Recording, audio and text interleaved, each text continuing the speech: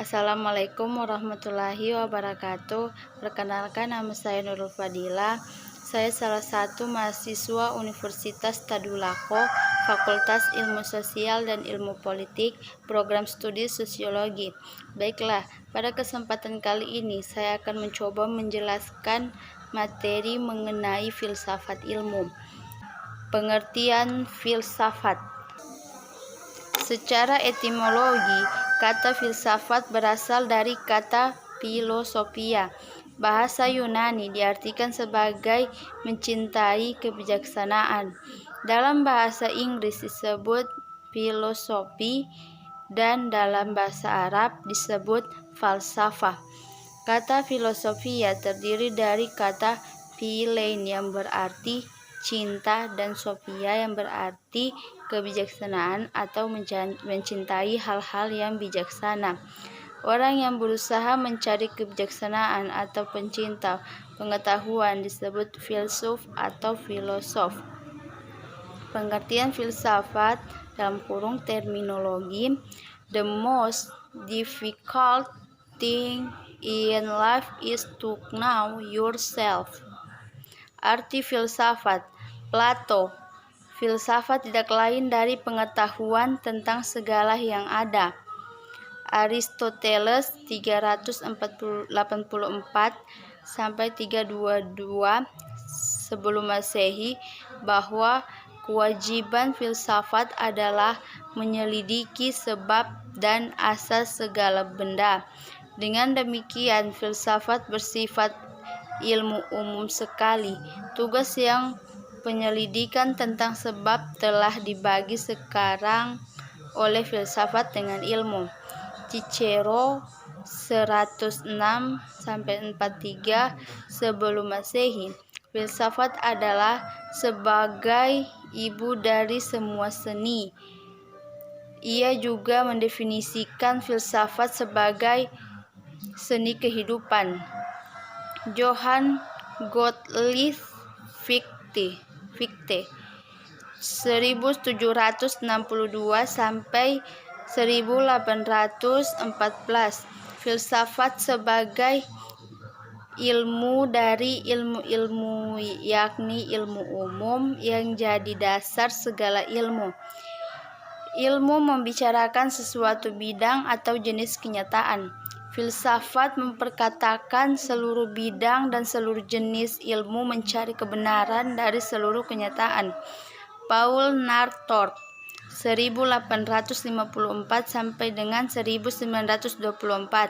Filsafat sebagai ilmu dasar hendak menentukan kesatuan pengetahuan manusia dengan menunjukkan dasar akhir yang sama yang memikul sekaliannya.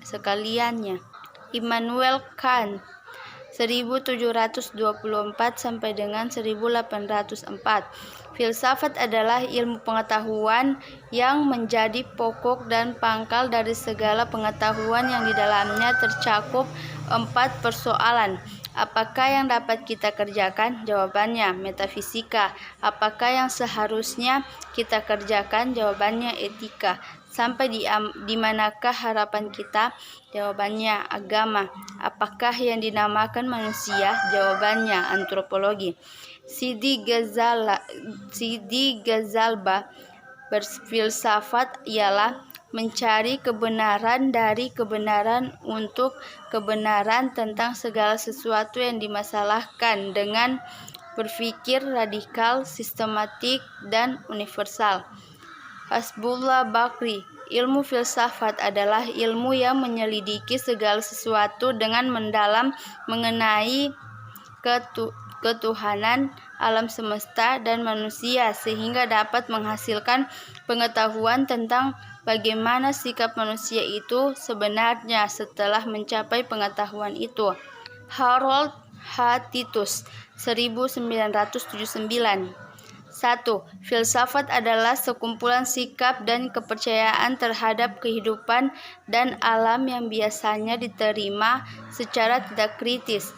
Filsafat adalah suatu proses kritik atau pemikiran terhadap kepercayaan dan sikap yang dijunjung tinggi. 2. Filsafat adalah suatu usaha untuk memperoleh suatu pandangan keseluruhan. 3. Filsafat adalah analisis logis dari bahasa dan penjelasan tentang arti kata dan pengertian atau konsep. Filsafat adalah kumpulan masalah yang mendapat perhatian manusia yang dicirikan jawabannya oleh para ahli filsafat. Prof. Mr. Muhammad Yamin. Filsafat ialah pemusatan pikiran sehingga manusia menemui kepribadiannya secara di dalam kepribadiannya itu dialaminya kesungguhan. Pengertian filsafat secara terminologis. Ilmu pengetahuan yang menyelidiki dan memikirkan segala sesuatunya secara mendalam dan sungguh-sungguh serta radikal sehingga mencapai hakikat segala sesuatu tersebut. Bakhtiar 2004. Ilmu pengetahuan yang berupaya mengkaji tentang masalah-masalah yang muncul dan berkenan dengan segala sesuatu baik yang sifatnya materi maupun imateri secara sungguh-sungguh guna menemukan hakikat sesuatu yang sebenarnya, mencari prinsip-prinsip kebenaran serta berpikir rasional, logis, mendalam dan bebas sehingga dapat dimanfaatkan untuk membantu masalah-masalah dalam kehidupan manusia. Susanto 2011. Ilmu pengetahuan yang menyelidiki segala sesuatu yang ada secara mendalam dengan mempergunakan akal sampai pada hakikatnya. Surajio 2008. Filosof. Filosof adalah semua manusia yang selalu bertanya terus-menerus atas apa saja. Pada dasarnya, semua orang yang sudah merupakan filsuf sejak lahir karena dikaruniai Tuhan rasa ingin tahu. Pada masa balita, anak cenderung mempertanyakan apa saja yang ditangkap oleh indrawinya. Tetapi setelah dewasa, rasa ingin tahu manusia cenderung menurun, bahkan hilang akibat dari pengaruh lingkungan. Akibat pengaruh lingkungan, orang menjadi cenderung menerima apa saja segala sesuatu tanpa perlu mempertanyakan. Akibatnya membuat dia terbiasa dengan segala sesuatu di sekitarnya dan tidak pernah lagi kritis untuk bertanya. Dengan mempelajari filsafat mengajak kita untuk mempertanyakan, mempersoalkan, mengkaji dan mendalami hidup ini dalam segala aspeknya. Metode filsafat. Metode berasal dari kata metodos atau Yunani, terdiri dari meta, menuju, melalui, mengikuti, sesudah, dan hodos, jalan, perjalanan, cara, arah. Metode adalah cara bertindak menurut sistem aturan tertentu. Metode-metode dalam filsafat adalah metode kritis, metode intuitif, metode skolastik, metode geometris, metode empiris, metode trandental, metode fenomenologis, metode dialektis, metode non-positivisme, dan metode analisis bahasa. Objek filsafat. Objek adalah sesuatu yang merupakan bahan dari kajian dari suatu penelaahan atau penelitian tentang pengetahuan. Setiap ilmu pengetahuan pastinya mempunyai objek yang dibedakan menjadi objek material dan objek formal. Objek material yaitu suatu bahan yang menjadi tinjauan penelitian atau pembentukan pengetahuan itu, atau apa yang diselidiki, disorot, atau dipandang oleh suatu disiplin ilmu. Objek material filsafat adalah segala sesuatu yang ada dan mungkin ada, baik yang konkret atau nyata maupun abstrak atau tidak tampak. Objek formal adalah sudut pandangnya yang ditunjukkan pada bahan penelitian atau pembentukan pengetahuan itu, atau sudut dari mana objek material disorot. Objek formal dari filsafat adalah sudut pandangan yang menyeluruh secara umum sehingga dapat mencapai hakikat dari objek materialnya. Yang membedakan filsafat dengan ilmu lain terletak pada objek material dan formalnya. Dalam filsafat, objek materialnya tidak terbatas, sedangkan ilmu lain terbatas, dan objek formalnya membahas sampai pada hakikat dari objek itu, sedangkan ilmu lain terbatas pada hal-hal tertentu. Metode-metode dalam filsafat. 1. Metode kritis atau dialektik dikembangkan oleh Plato dan Socrates. Metode ini dilakukan dengan melalui percakapan-percakapan atau dialog. Socrates tidak menyelidiki fakta tetapi menganalisis berbagai pendapat atau aturan yang dikemukakan orang. Melalui dialog, Socrates menemukan cara berpikir induksi, yaitu berdasarkan beberapa pengetahuan mengenai masalah-masalah khusus memperoleh kesimpulan pengetahuan yang bersifat umum. 2. Metode skolastik dikembangkan oleh Aristoteles dan Thomas Aquinas. Metode ini sering disebut dengan istilah sintetis deduktif. Metode skolastik banyak dipakai untuk menguraikan metode mengajar di sekolah atau di perguruan tinggi. Metode skolastik meliputi cara berpikir, cara menguraikan, dan cara membuktikan. Ciri-ciri filsafat. Filsafat mengandung beberapa ciri atau unsur, yaitu filsafat sebagai ilmu, yaitu filsafat berusaha mencari tentang hakikat atau inti dari sesuatu hal. B. Filsafat sebagai cara berpikir, yaitu cara berpikir yang sangat mendalam atau radikal sehingga akan sampai pada hakikat sesuatu. C. Filsafat sebagai pandangan hidup, yaitu bahwa filsafat pada hakikatnya bersumber pada hakikat kodrat diri manusia, yaitu sebagai makhluk individu, makhluk sosial, dan makhluk Tuhan. Sebagai pandangan hidup, filsafat dapat disajikan dasar setiap tindakan dan tingkah laku dalam kehidupan sehari-hari. Ciri-ciri filsafat sebagai ilmu pengetahuan. 1. Menyeluruh. Artinya bahwa filsafat mencakup tentang pemikiran dan pengkajian yang luas, tidak membatasi diri dan bukan hanya dipandang dari sudut pandang tertentu. Kajian filsafat dapat digunakan untuk mengetahui hubungan ilmu satu dengan yang lain, hubungan ilmu dengan moral, seni, dan tujuan hidup. 2. Mendasar, artinya bahwa filsafat adalah kajian yang mendalam, mendetail, yang sampai kepada hasil fundamental atau esensial sehingga dapat dijadikan dasar berpijak bagi segenap nilai dan pengetahuan. 3.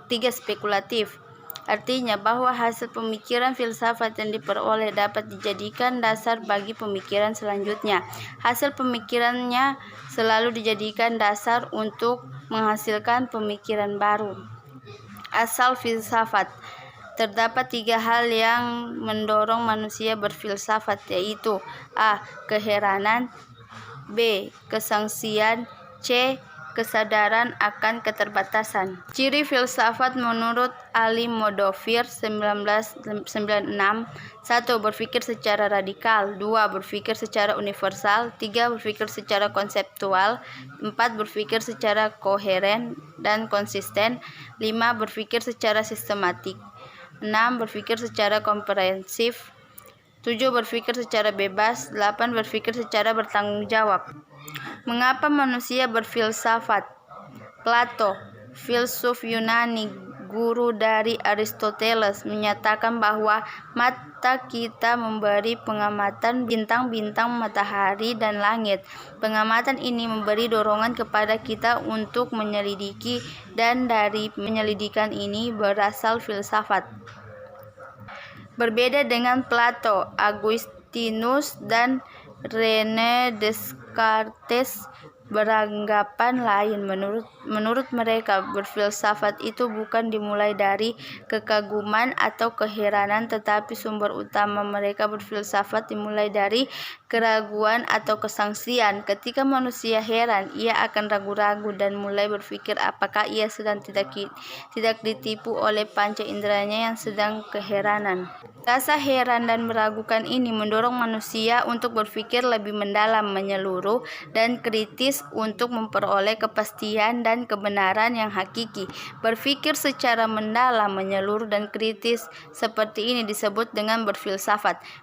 Bagi manusia, berfilsafat dapat juga bermula dari adanya suatu kesadaran akan keterbatasan pada dirinya. Apabila seseorang merasa bahwa ia sangat terbatas dan terikat, terutama pada saat mengalami penderitaan atau kegagalan, maka dengan adanya kesadaran akan keterbatasannya itu manusia berfilsafat. Ia akan memikirkan bahwa di luar manusia yang terbatas pastilah ada sesuatu yang tidak terbatas yang dijadikan bahan kemajuan untuk menemukan kebenaran yang hakiki. Manfaat mempelajari filsafat. 1. Filsafat mengajarkan kita untuk lebih mengenal diri sendiri secara totalitas, sehingga dengan pemahaman tersebut dapat dicapai hakikat manusia itu sendiri dan bagaimana sikap manusia itu seharusnya. Filsafat mengajarkan kita agar terlatih untuk berpikir serius, berpikir secara radikal, mengkaji sesuatu sampai ke akar-akarnya. 2. Filsafat mengajarkan tentang hakikat alam semesta. Pada dasarnya, berpikir filsafat ialah berusaha untuk menyusun suatu sistem pengetahuan yang rasional dalam rangka memahami segala sesuatu, termasuk diri manusia sendiri. 3. Filsafat mengajarkan tentang hakikat Tuhan. Dengan mempelajari filsafat dapat membantu manusia untuk membangun keyakinan keagamaan atas dasar matang secara intelektual. Dengan pemahaman yang mendalam dan dengan daya nalar yang tajam, maka manusia akan sampai pada kekuasaan dan kebenaran yang mutlak, yaitu Tuhan. Peranan filsafat dalam sejarah pemikiran manusia. Filsafat berperan dalam 3 hal, yaitu 1. Pendobrak. Filsafat berperan dalam mendobrak tradisi mitosentris atau mempercayai gejala alam sebagai suatu dongeng atau tahayul yang harus dianggap benar karena diwariskan nenek moyang, menjadi tradisi berpikir logosentris atau berpikir dengan logika atau menjelaskan segala sesuatu. 2. Pembebas. Filsafat membebaskan manusia dari berpikir mitos, dari ketidaktahuan dan kebodohan, dari kemiskinan pengetahuan yang menjadikan manusia berpikir picik dan dangkal, dari cara berpikir yang tidak teratur dan tidak jernih, dan dari cara berpikir yang tidak kritis. 3. Pembimbing. Filsafat membebaskan manusia dari cara berpikir mitos dan mistis, dengan membimbing manusia untuk berpikir secara rasional. Cabang-cabang filsafat. Filsafat merupakan induk dari segala ilmu pengetahuan, sehingga ilmu-ilmu lain merupakan anak atau turunan dari filsafat itu sendiri. Berdasarkan 3 persoalan filsafat yang utama, yaitu persoalan keberadaan atau eksistensi, persoalan kebenaran atau pengetahuan, dan persoalan nilai, maka filsafat dibagi menjadi 5 cabang, yaitu logika, epistemologi, etika, estetika, dan metafisika. Manfaat filsafat bagi mahasiswa. 1. Membiasakan diri untuk bersifat kritis. 2. Membiasakan diri untuk bersikap logis, rasional, opini, dan argumentasi. 3. Mengembangkan semangat toleransi dalam perbedaan pandangan. 4. Mengajarkan cara berpikir yang cermat dan tidak kenal lelah. Baiklah, itu saja yang dapat saya jelaskan. Saya akhiri. Assalamualaikum warahmatullahi wabarakatuh. Jangan lupa like, comment, and subscribe.